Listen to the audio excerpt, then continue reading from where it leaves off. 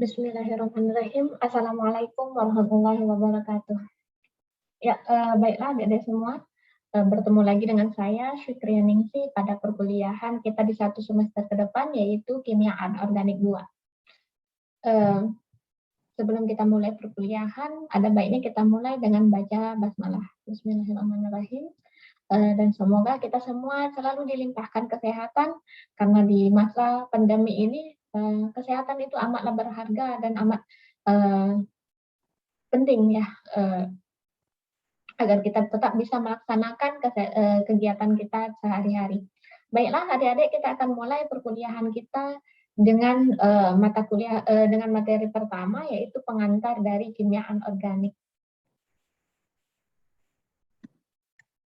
Ya, kita berbicara tentang kimia, pasti segala sesuatu yang berkaitan tentang makhluk hidup, tentang kehidupan kita, tentang apa yang ada di sekitar kita ya. Jadi kalau misalnya kita perbandingkan antara kimia organik dan kimia anorganik, apa sih bedanya kimia organik dan kimia anorganik gitu.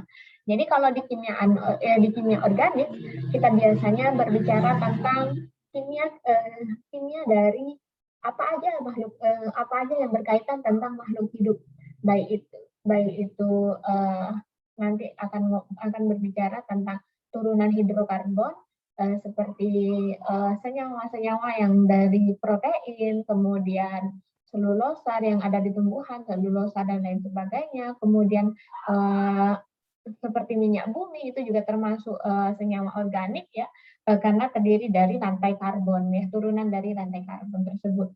Kemudian kalau misalnya kita berbicara kimia anorganik, malahan anorganik ini sebaliknya dari kimia organik tadi.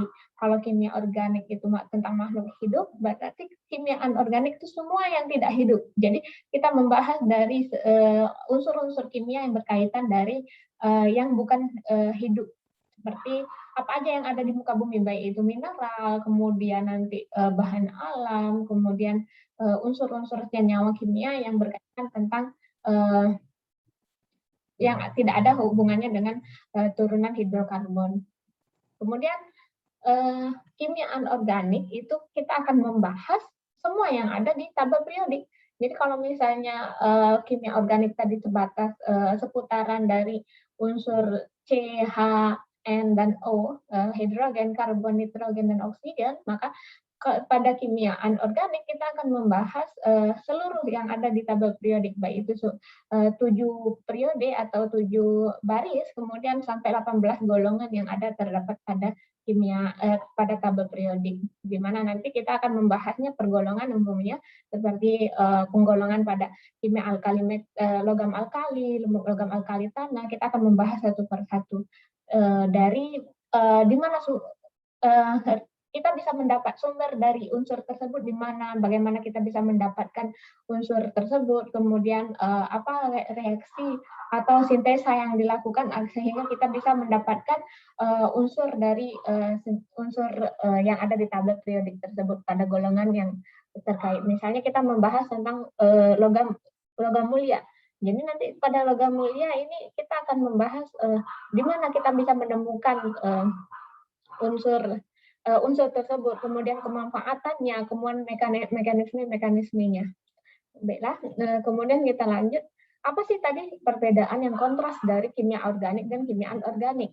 Jadi kalau misalnya kimia organik itu umumnya nanti akan berbicara tentang rantai C ya, rantai karbon. Jadi rantai karbon ini dapat membentuk ikatan, baik itu ikatan satu ikatan, kemudian double, 2 ikatan, kemudian 3 ikatan dalam bentuk ikatan kovalen umumnya. Sedangkan pada anorganik, kimia anorganik ini cukup unik ya, cukup bervariasi. Dia bisa nanti membentuk ikatan antar logam, kemudian ikatan antar logam dengan karbon, kemudian kalau misalnya kita lihat di tabel sebelah kiri itu, kita bisa melihat begitu bervariasinya kimia anorganik dibandingkan kimia organik tersebut. Kalau misalnya di kimia anorganik, struktur molekulnya lebih kompleks dan lebih menarik ya, lebih menarik kita lihat. Kemudian pada kimia organik Itu umumnya ikatan tadi yang seperti saya bilang itu maksimal kalau karbon hanya dapat mengikat membentuk triplet ya, double apa namanya 3 ikatan rangkap, sedangkan pada kimia anorganik itu bisa membentuk sampai 4, 5 dan 6 dan seterusnya malahan kayak gitu. Jadi kalau misalnya kita lihat di bawah itu bisa kita lihat awan ikatan dari awan ketika membentuk ikatan sigma, kemudian pi dan delta. Nah, sebelah kanan itu ketika kita membentuk ikatan, misalnya sebelah kanan itu krom, antar unsur krom di sini kita membentuk ikatan lebih dari 3. Malahan sini ada 4, 5. Nah, mencapai 7 ikatan kayak gitu. Jadi cukup luas cukup unik ikatan yang akan dibentuk oleh logam-logam yang di luar selain kimia senyawa-senyawa organik tersebut. Kemudian pada unsur hidrogen juga, kalau unsur hidrogen pada kimia organik umumnya dia unsur hidrogen itu dapat membentuk ikatan hanya satu ya, ikatan single. Ya, ikatan atom H karbon baik itu ketika atom hidrogen berikatan dengan atom karbon, maka dia akan membentuk satu ikatan, hanya dapat membentuk satu ikatan. Sedangkan pada kimia anorganik hidrogen itu mampu berikatan lebih dari satu ikatan kayak gitu. Jadi sangat luas, sangat banyak peluangnya. Kemudian ini juga beberapa perbedaan yang kita ketahui. Kalau di kimia organik itu atom karbon itu maksimum bilangan koordinasinya itu 4 ya. Sedangkan di kimia anorganik itu atom pusat, kalau di organik kan atom pusatnya karbon ya. Kalau di kimia anorganik kan atom pusatnya itu ada banyak bisa banyak sekali unsur yang menggantikan. Di sini bisa mencapai 5, 6 hingga 7 ikatan kayak gitu. Sehingga nanti geometri yang terbentuk itu bisa sangat bervariasi sehingga bisa membentuk oktahedron dan lain sebagainya. Seperti di contoh gambar di sebelah kanan. Kemudian mungkin yang terakhir sebelum perbedaan yang sangat kontras juga yang berkaitan dengan ikatan ketika di kimia organik itu umumnya membentuk grup aryl ya, sigma dari grup aryl. Kemudian sedangkan pada kimia anorganik kita lihat di gambar di bawah ini dia bisa membentuk seperti sandwich. Nanti di atasnya itu ada ring ya, cincin, ikatan cincin, kemudian di bawahnya juga ada cincin, kemudian di tengahnya itu ada ikatan lain dari atom sentral tersebut. Jadi kita sering menyebutnya dengan bentuk sandwich, multiple decker sandwich.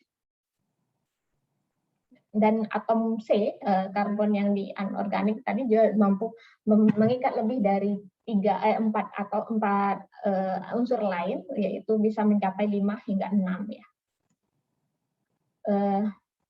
Ini bentuk lain dari karbon yang ketika di kimia anorganik, yang kalau di kimia organik karbon itu cukup sederhana walaupun banyak senyawa turunannya, namun variasi dari molekulnya cukup sederhana. Sedangkan kalau di kimia anorganik variasi molekulnya akan sangat banyak sekali modelnya. Seperti bawah ini kita bisa melihat bisa membentuk bola, kemudian tabung dan lain sebagainya. Apalagi kalau kita sudah memodifikasi hingga membentuk nanokarbon ya.